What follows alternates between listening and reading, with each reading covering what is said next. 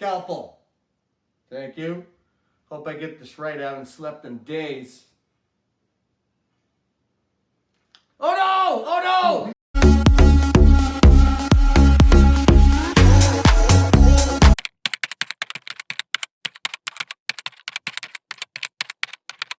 I heard you can throw the football really well, Commish.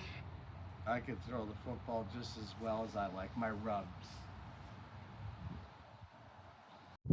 Watch this. What?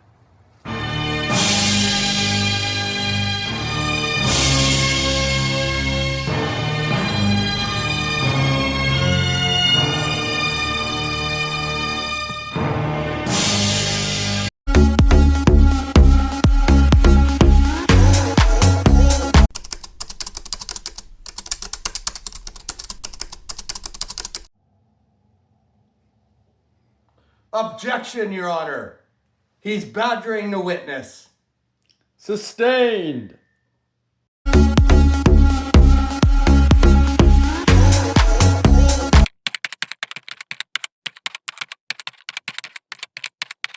right, so just finish off this next line of billion lines of code, and I'll have those guys betting all their money. There's no way they're gonna win at fantasy anymore, all this, betting. Anyways, I'm gonna call my bro. I gotta see what's happening.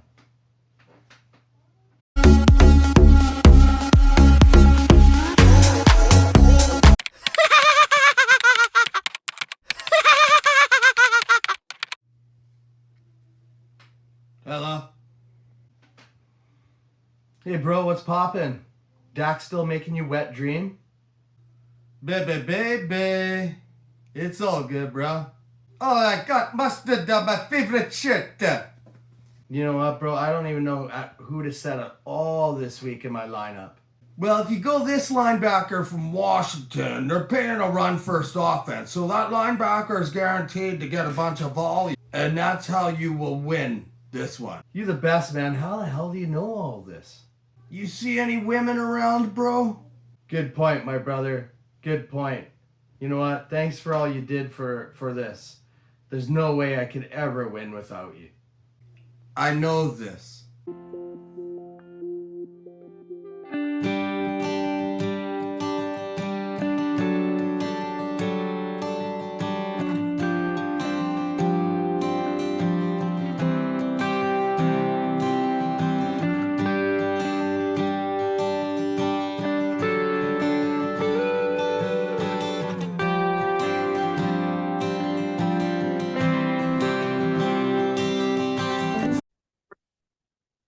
Hey everyone, guest is back. It's Commish back here with another draft preview, and we got 5 left, and we're gonna roll with Finn and Finnito this time around out of the international. I love the team name, actually, Finnito. I think it's just awesome how it kind of matches your actual name. So I think it's a really great team name. Definitely like it better than Trusting Fields. Anyways, Finn, I just want to say appreciate your loyalty, appreciate your support, especially at the end of last year when it all broke out. And I just want to say you and your brother Eric, I think are great fantasy owners. I hope you guys have a rivalry like me and my brother Brian do in this league. It's for anyone else watching this preview, if you have an issue with family being in a league, you're in the wrong league, right? Like Eric and Finn are brothers, Brian and myself are brothers. You got Dushan and Vlad are brothers. You had Dirk and Ian in tier 2 last year are brothers. So again, I go by that people are honest, straightforward, and are going to play ethically. Obviously, we just saw here that that's not the case for everybody. But I know it is for you. So I just want to say I really appreciate having owners like you in the league. And it's not only the fact that you're ethical, but it's also the fact that you're, I think, a competitive owner. I know your lifetime record right now is below 500, but you have made the playoffs already in this format before. This is your 3rd year coming in. And the way I see it is if you're making your way up, you're probably taking over not the greatest team you would expect, right? So if that's the case, it's probably going to take till year three until you can get going. And Chris and Nomar's in that boat, I feel. And for you, I just think that you and your brother are tactical traders.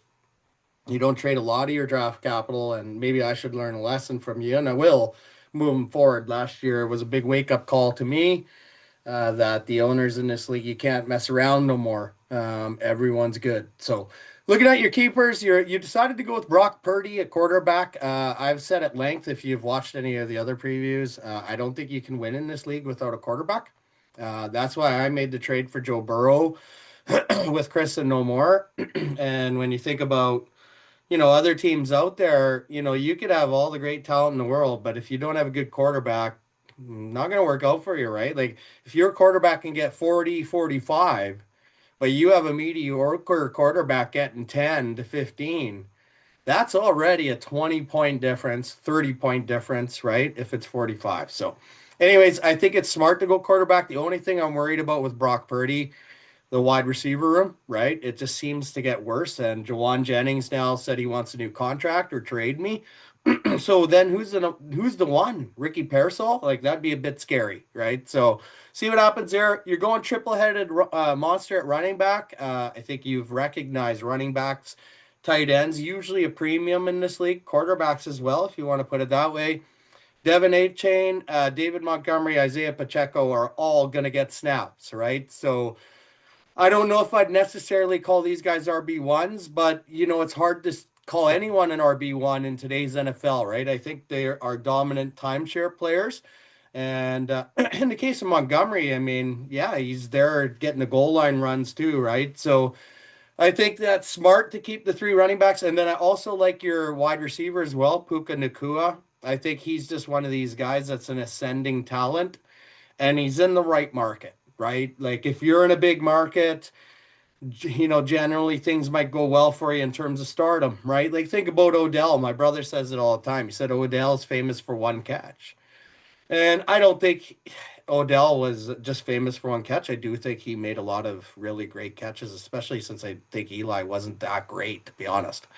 But in hindsight, he was in a big market, right? So that one catch elevated his status. So, looking at the rest of your team, yeah, there's really not much on the offensive side of the ball that I think you could keep otherwise, to be perfectly honest with you. So, I think you're going the right moves here.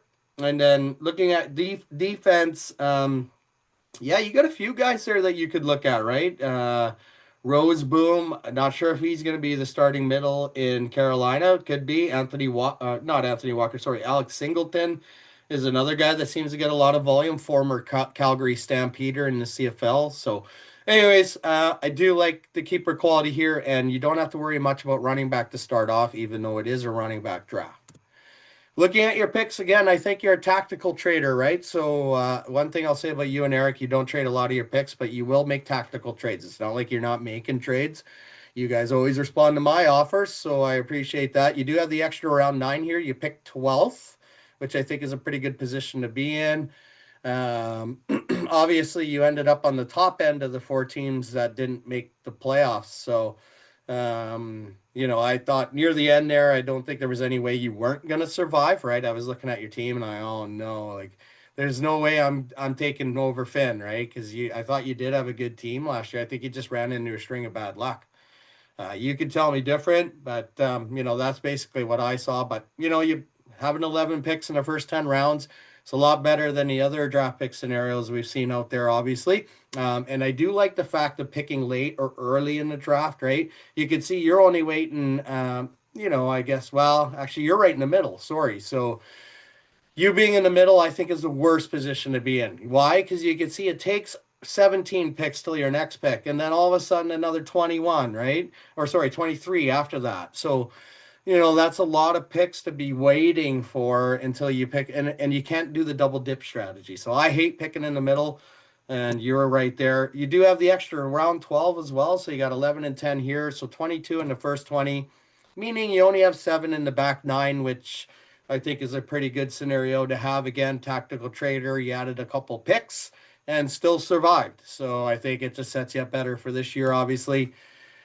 Your likely first pick because you do have running backs as keepers, right? I do think it's going to be a wide receiver. I think you have to shore up the wide receiver room.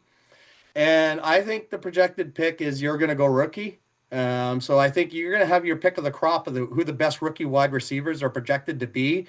And those wide receivers happen to be Matthew Golden, Luther Burden, Amika Agbuka, hope I'm saying that right, and Jaden Higgins. So I think any one of those four will contribute at least at some point. Some of those guys maybe not until next year, but definitely a future keeper if that's what you need to do or look at.